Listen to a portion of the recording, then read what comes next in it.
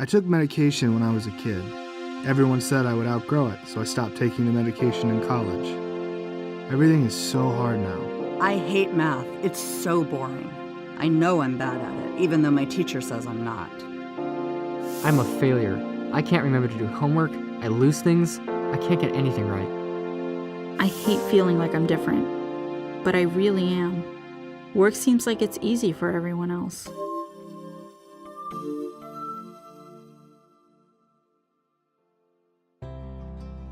These are the voices of people with attention deficit hyperactivity disorder, or ADHD.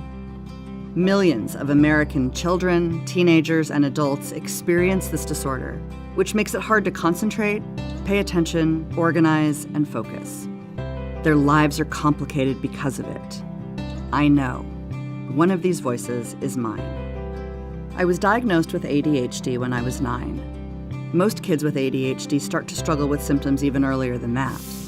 I first noticed my symptoms in school when we began doing projects that took planning, and I got frustrated a lot. Later, in middle school, I was on the basketball team, but I was always late to practice. Eventually, my teacher called my parents to talk about my grades, since I understood the material, but didn't turn things in on time. At that point, my parents, my coach, and my teacher all compared how things were going. And that's when my parents took me to see my pediatrician. ADHD can show up in 3 different types: inattentive, hyperactive impulsive, and combined. My symptoms were more of the inattentive type. I was having a lot of trouble losing things or forgetting things, not finishing homework, and organizing my work for projects and future assignments. My parents told me at first that they wondered if I had a hearing problem, because sometimes I would look like I didn't hear them when they talked to me. Other children also struggle to keep their attention in class, can look super distracted at home and school, and have trouble with details for things they're not interested in. Kids with more hyperactive or impulsive symptoms have trouble waiting for their turn. They might get up from their seats in class, run around when it's not a good time to do that, talk all the time, interrupt people, or blurt out answers.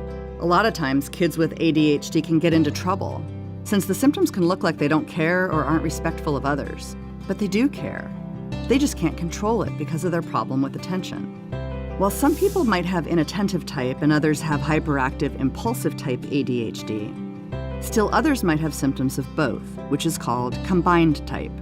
If people show 6 symptoms from either of the first 2 types, or a combination of them adding to 6, they fit the diagnosis. While ADHD is most commonly diagnosed in kids, almost all of them continue to experience it as teenagers, and a majority still have symptoms as adults. Only some people grow out of it. The most important thing to know is that treatment for ADHD works.